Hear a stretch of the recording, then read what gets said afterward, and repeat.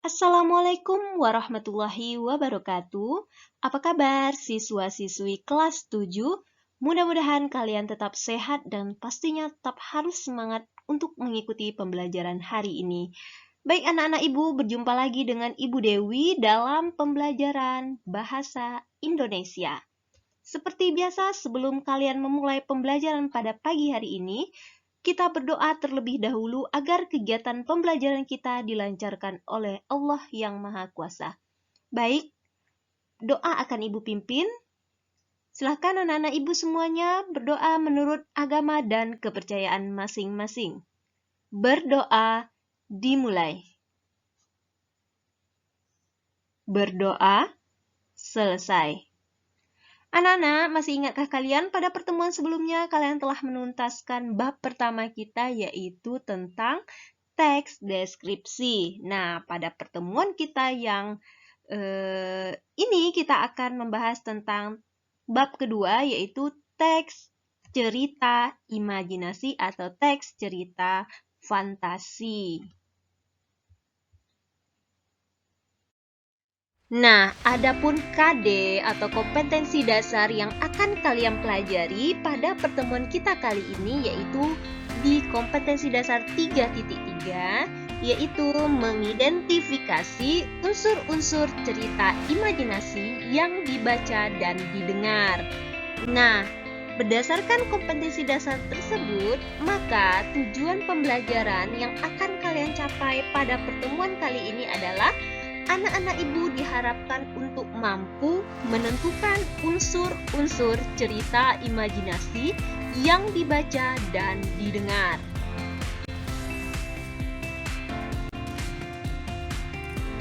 Kalian mengetahui apa yang dimaksud dengan teks cerita fantasi atau cerita imajinasi? Silahkan perhatikan keempat gambar berikut. Gambar pertama yaitu gambar sebuah cerita fantasi yang sangat terkenal di dunia, yaitu Harry Potter ya.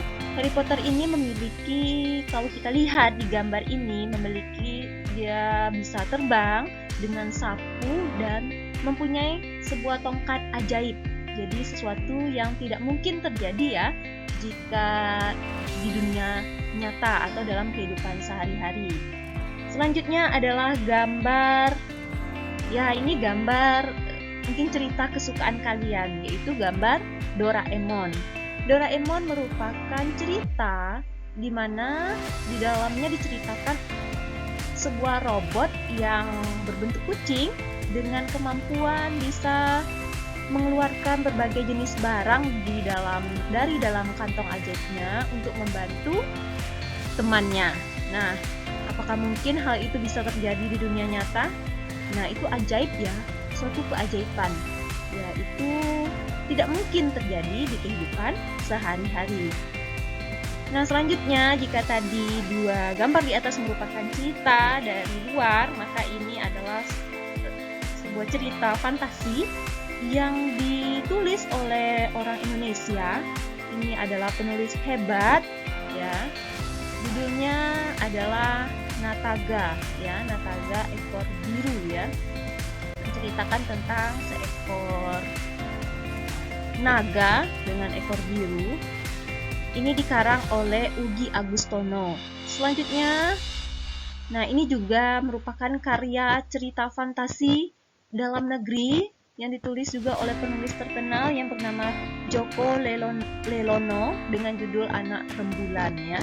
Nah, berdasarkan 4 gambar tersebut, kira-kira apakah kamu sudah memiliki pemahaman awal apa yang dimaksud dengan cerita fantasi? Nah, silahkan kalian simak penjelasan Ibu pada halaman selanjutnya untuk menyesuaikan pemahaman awal kalian dengan penjelasan yang akan Ibu sampaikan.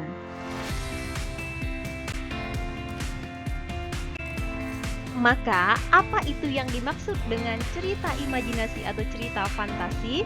Kalian tadi telah mengidentifikasi pengertiannya melalui memperhatikan gambar-gambar yang sudah Ibu sajikan. Nah, silakan simak apakah sama dengan pemahaman yang telah kalian dapatkan tadi melalui gambar ya. Jadi, cerita imajinasi atau cerita fantasi itu berasal dari dua kata. Yang pertama adalah cerita dan yang kedua adalah imajinasi.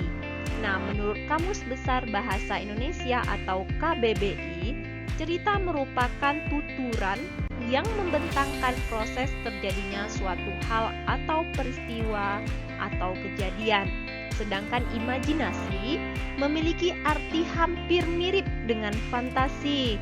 Nah, fantasi sendiri adalah merupakan gambaran atau bayangan dalam angan-angan, hayalan atau daya untuk menciptakan sesuatu dalam angan-angan. Berdasarkan dua pengertian kata tersebut, maka cerita fantasi atau cerita imajinasi adalah cerita yang berisi kejadian atau peristiwa berdasarkan hayalan atau angan-angan penulisnya. Nah, cerita fantasi atau cerita imajinasi sendiri merupakan jenis cerita yang mampu mengasah kreativitas penulisnya. Ya, karena bagaimana tidak, di dalam cerita imajinasi atau cerita fantasi terdapat berbagai hal unik yang diciptakan oleh penulisnya. Jadi, kalian pun bisa berlatih menulis cerita fantasi atau cerita imajinasi. Cerita imajinasi atau cerita fantasi ini adalah bentuk dari teks narasi ya. Narasi itu artinya teks yang isinya menceritakan ya. Termasuk jenis teks narasi sugestif, yaitu rangkaian peristiwa yang disajikan untuk menimbulkan daya hayal pembacanya.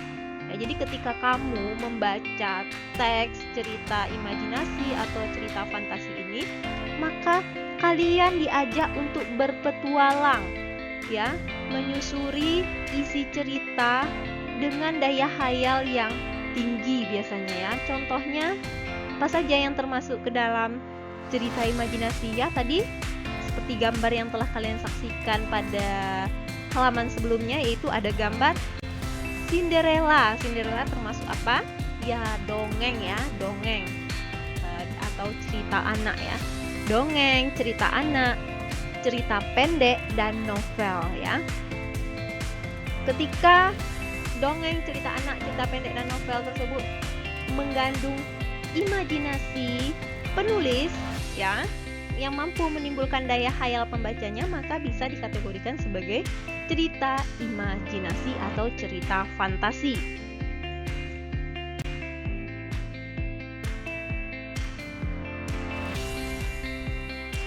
Adapun ciri-ciri umum cerita imajinasi adalah yang pertama, cerita imajinasi seperti yang sudah kita identifikasi pada gambar di awal tadi. Ibu selalu mengulang kata-kata keajaiban ya, itu termasuk salah satu ciri pertama dari cerita imajinasi. Jadi cerita imajinasi pastinya mengandung suatu keajaiban, suatu keanehan atau kemisteriusan ya. Jadi sesuatu yang tidak biasa, ajaib. Nah, jadi di dalam cerita biasanya mengungkapkan hal-hal yang misterius, supranatural, kegaiban yang tidak ditemui dalam kehidupan sehari-hari kita atau dalam dunia nyata. Pada cerita imajinasi atau fantasi ini, peristiwa atau kejadian yang tidak mungkin menjadi mungkin bisa terjadi di dalam peristiwa tersebut, dalam cerita tersebut. Contoh tadi cerita tentang Harry Potter ya.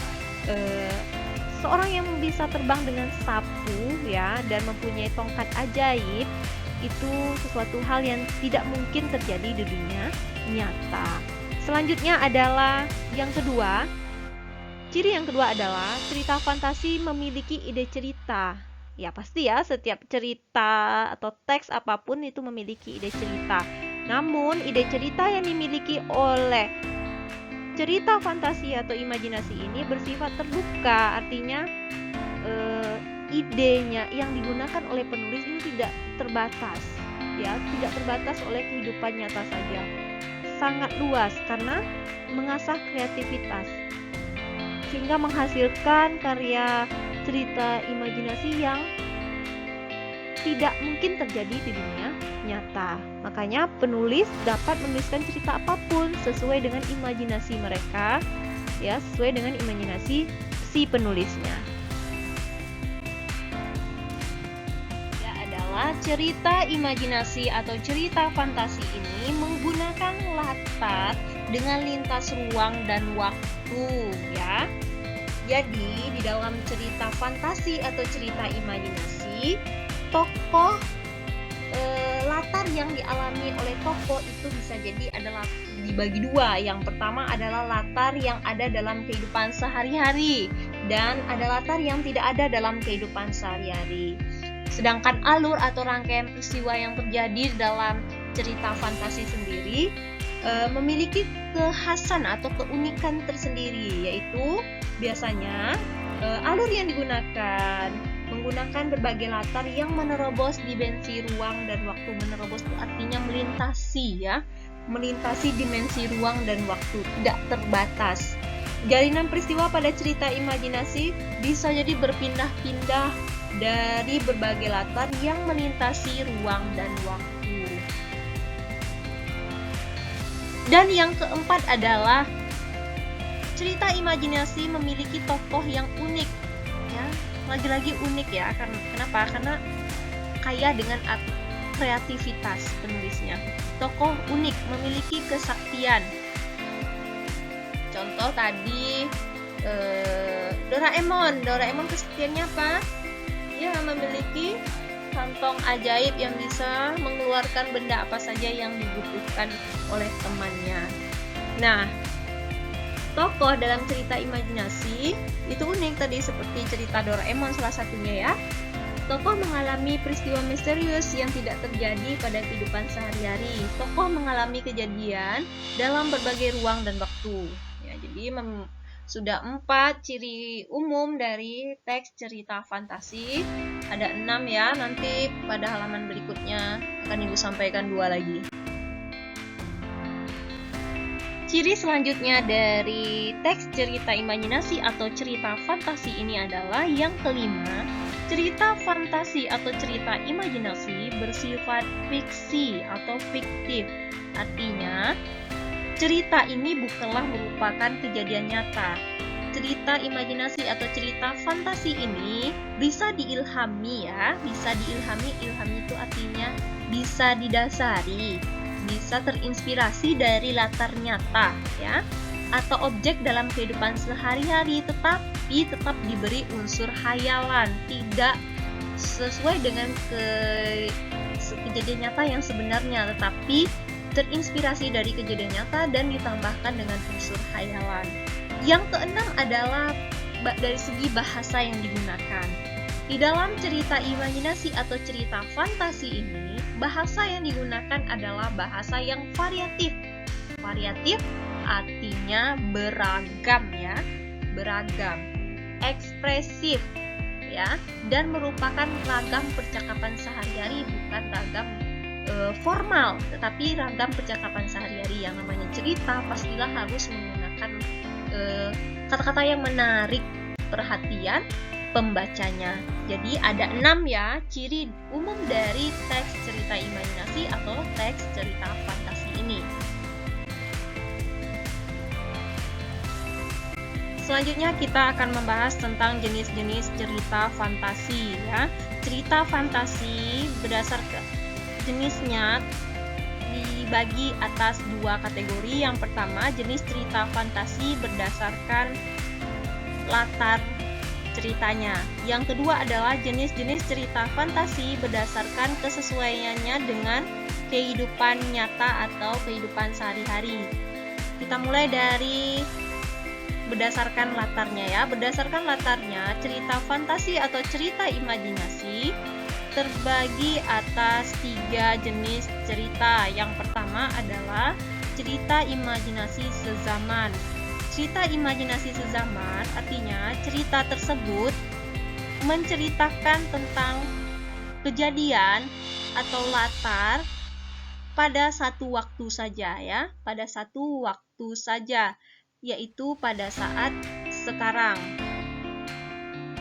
Yang kedua adalah cerita imajinasi lintas waktu, masa lalu. Dan yang ketiga adalah cerita imajinasi lintas waktu, masa yang akan datang. Cerita imajinasi lintas waktu masa lalu artinya cerita tersebut mengambil latar atau kejadian pada pada masa yang lalu atau pada masa lampau. Sedangkan cerita imajinasi lintas waktu masa yang akan datang mengambil latar atau kejadian di cerita masa yang akan datang.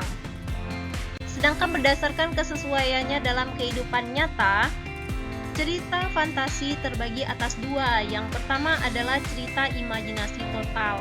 Artinya, cerita imajinasi total, seluruh isi cerita adalah imajinasi penulis. Contohnya adalah tadi kamu sudah melihat gambar Nataga ya. Cerita Nataga tersebut menceritakan tentang cerita imajinasi total. Keseluruhan isi ceritanya merupakan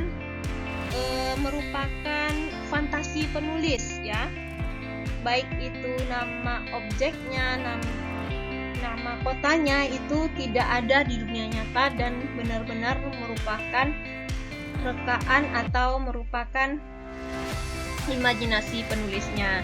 Selanjutnya adalah cerita imajinasi irisan.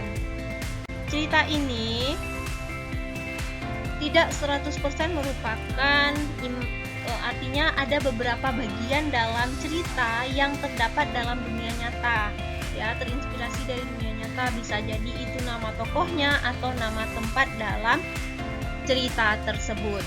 Nah, jadi ya ingat ada dua kategori jenis cerita imajinasi ya. Jenis yang pertama berdasarkan latarnya, jenis yang kedua berdasarkan kesesuaiannya dalam kehidupan nyata. Selanjutnya kita akan membahas tentang unsur-unsur yang terdapat di dalam cerita imajinasi atau cerita fantasi. Seperti biasanya jika kamu menulis suatu teks, itu pasti ada tema ya. Begitu juga dengan teks cerita imajinasi atau cerita fantasi ini. Ada tema. Jadi unsur yang pertama adalah tema.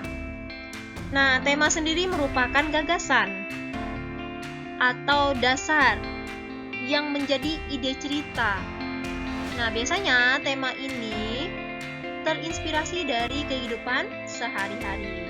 Selanjutnya adalah latar atau setting. Apa itu latar atau setting? Latar atau setting adalah unsur di dalam cerita imajinasi yang isinya merupakan keterangan tempat, keterangan waktu, dan keterangan suasana yang terjadi di dalam cerita tersebut. Dan yang ketiga adalah tokoh dan penokohan. Namanya saja adalah cerita ya. Pasti ada tokohnya, pasti ada sifat dari tokoh tersebut. Tokoh merupakan pemeran di dalam cerita, sedangkan penokohan adalah watak, sifat, tingkah laku dari tokoh tersebut. Ya, jadi di sini sudah 3 yang kita bahas. Selanjutnya adalah yang keempat, alur. Yang keempat adalah alur. Alur ini merupakan suatu urutan atau tahapan kejadian atau peristiwa di dalam cerita imajinasi atau cerita fantasi. Alur biasanya terbagi atas 3. Yang pertama adalah alur maju atau alur konvensional. Yang kedua adalah alur mundur atau alur non-konvensional. Dan yang terakhir adalah campuran dari keduanya, alur maju dan alur mundur. Itu dinamakan dengan alur campuran. Adapun tahapan, ya, urutan kejadian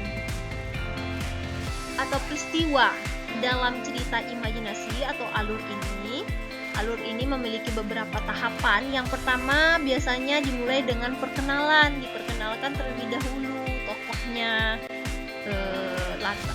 Diperkenalkan terlebih dahulu tokohnya bagaimana ya. Yang kedua adalah konflik, mulai masalah. Yang ketiga adalah klimaks.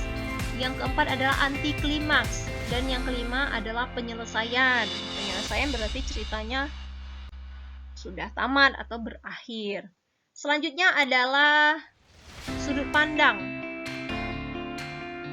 Jadi di dalam cerita imajinasi atau cerita fantasi ini, penulis memiliki sudut pandang tertentu. Sudut pandangnya artinya posisi penulis dalam cerita. Apakah penulis tersebut ikut terlibat di dalam cerita tersebut yang ditulisnya, ataukah dia hanya berperan sebagai memang menceritakan atau menuliskan cerita tanpa ikut berperan dalam cerita yang ia tulis. Jika penulis ikut berperan dan merupakan pelaku utama, maka sudut pandangnya merupakan sudut pandang orang pertama dengan kata ganti orang pertama, biasanya ditandai dengan kata-kata aku, saya. Jadi penulis menempatkan dirinya sebagai pelaku utama dalam cerita.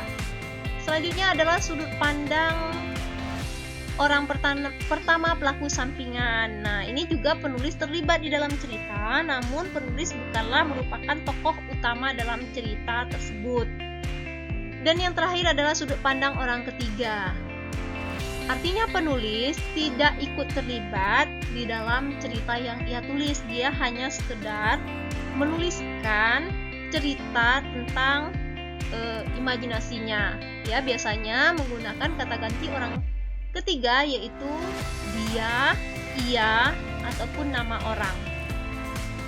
Dan yang terakhir adalah amanat.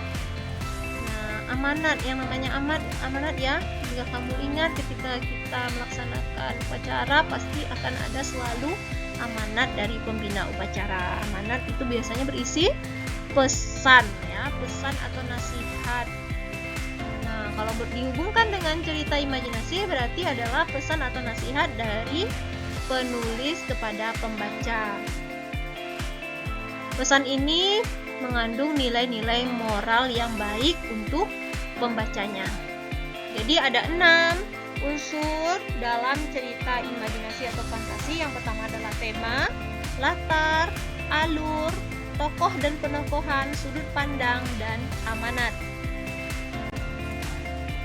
Ini Ibu lampirkan contoh teks cerita imajinasi atau cerita fantasi.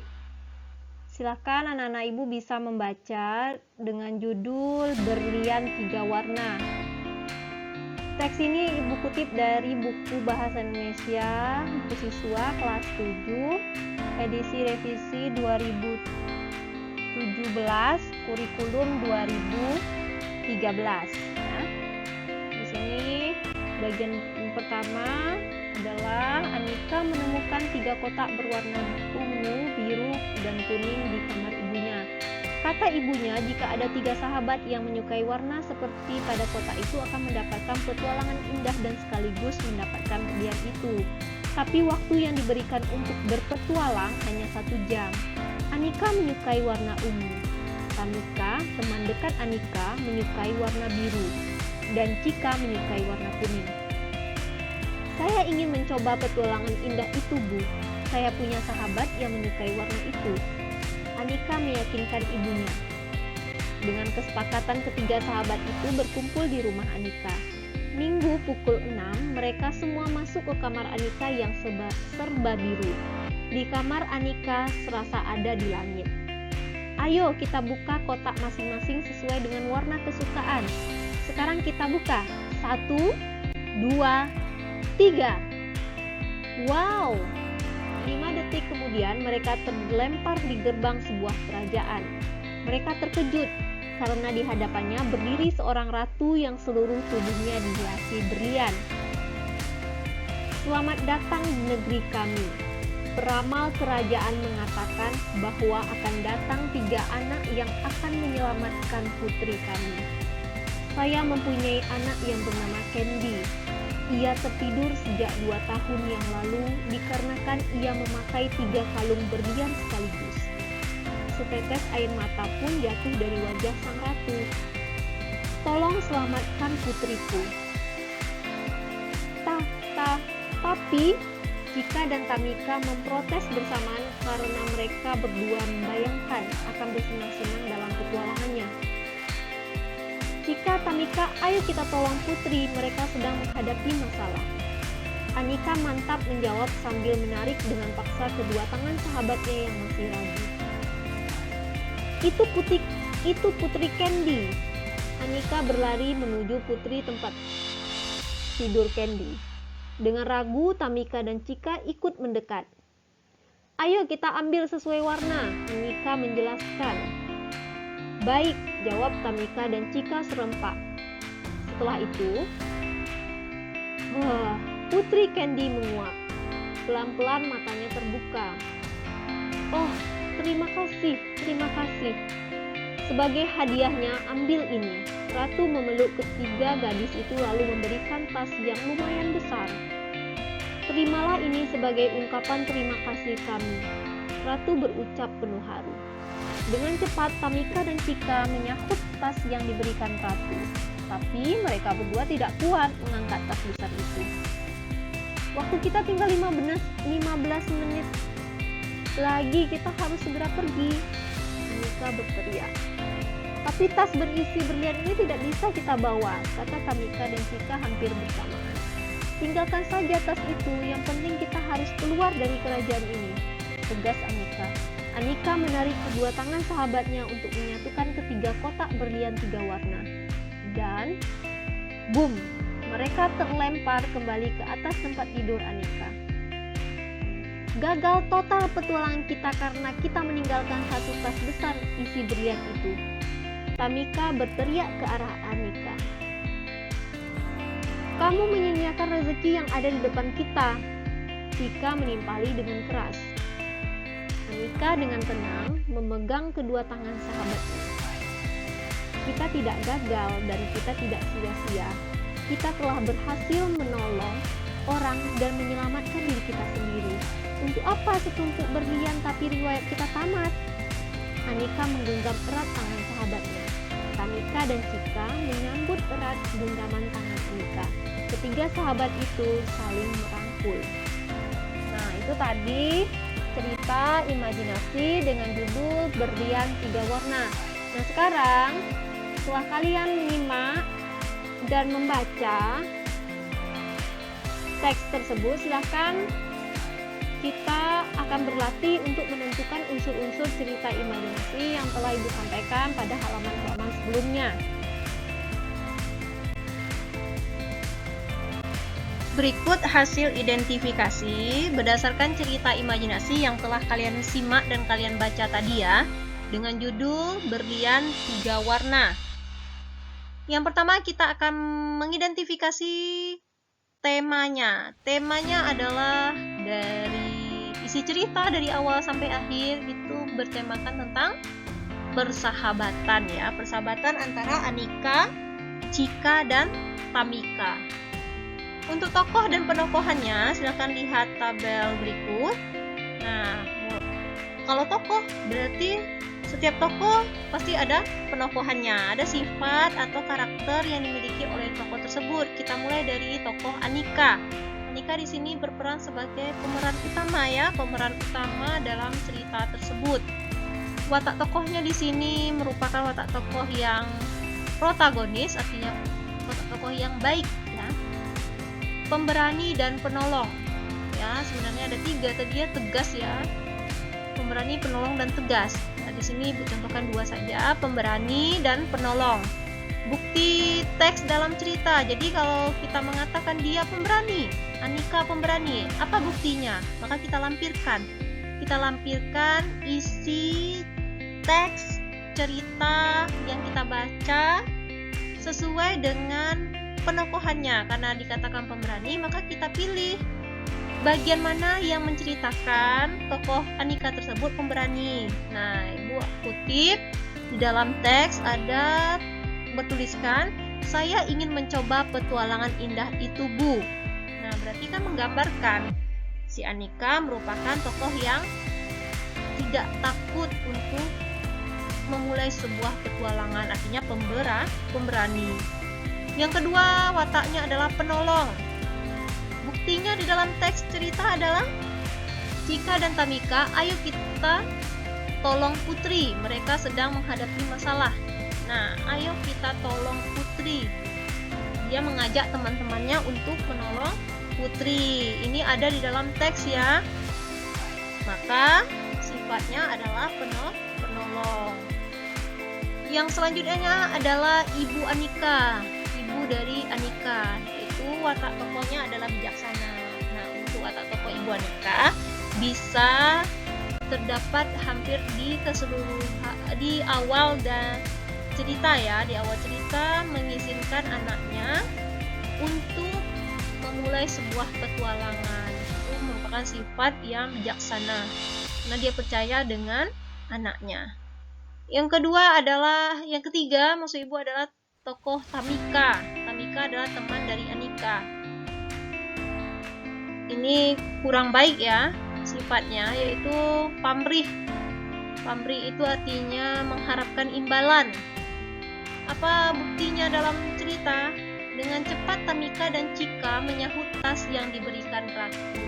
Jadi dia menolong putri, mengharapkan imbalan berupa tas yang diberikan ratu ya.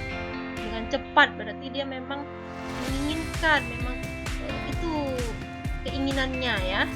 Yang kedua adalah bersifat egois. Egois di sini pemarah ya. Di situ terbukti dengan gagal total petualangan kita karena kita meninggalkan satu tas besar isi berlian. Tamika berteriak ke arah Anika ya, berteriak. Berarti dia egois ya, dia ingin mendapatkan tas besar isi berlian. Untuk Chika juga sama, pamrih dan egois, cuma berbeda dari bukti dalam ceritanya ya, sesuai dengan tokohnya. Kalau Tamika ya berarti yang menggambarkan karakter Tamika. Kalau Chika berarti yang menggambarkan karakter Chika. Namun kebetulan dua tokoh ini memiliki karakter yang mirip ya. Nah, silahkan dibaca, dipahami ya. Selanjutnya adalah alurnya. Alurnya menggunakan alur maju. Alur maju, latar waktunya Minggu pukul 6 pagi. Tempatnya di rumah Anika. Bukti teksnya dengan kesepakatan ketiga sahabat itu berkumpul di rumah Anika. Dan yang kedua, kerajaan. Apa yang membuktikan tempatnya terjadi di kerajaan? Buktinya ada di dalam teks. 5 detik kemudian mereka terlempar di gerbang sebuah kerajaan. Suasana yang terjadi di dalam cerita tersebut adalah menegangkan. Kenapa? Karena merupakan sebuah petualangan ya. Sudut pandangnya adalah orang ketiga. Artinya penulis tidak ikut terlibat di dalam cerita. Penulis hanya berfungsi sebagai pencerita dalam teks yang ia tulis. Dan yang terakhir adalah amanat atau pesan yang ingin disampaikan penulis. Jadi pesannya, jika kita ingin membantu orang lain itu jangan mengharapkan imbalan, alias ikhlas membantu orang lain ya, walaupun tidak ada imbalannya. Jenis cerita fantasi. Nah, jenis cerita fantasi tadi ingat dua kategori, latar cerita, kesesuaian dengan kehidupan nyata. Nah, berdasarkan latar cerita yang terjadi dalam cerita tersebut, jenis cerita fantasi yang digunakan adalah cerita imajinasi lintas waktu ya. Sedangkan berdasarkan kesesuaian dengan kehidupan nyata, jenis cerita di dalam teks tersebut adalah merupakan cerita imajinasi irisan. Kenapa irisan? Karena tidak total merupakan imajinasi. Ibu Anika, kamar itu merupakan hal yang biasa kita dapati di kehidupan sehari-hari. Hanya saja kerajaan, sesuatu yang aneh di dalam itu kerajaan ya, kerajaan tiba-tiba sampai di sebuah kerajaan itu merupakan imajinasi, jadi tidak total, makanya dikatakan cerita imajinasi irisan.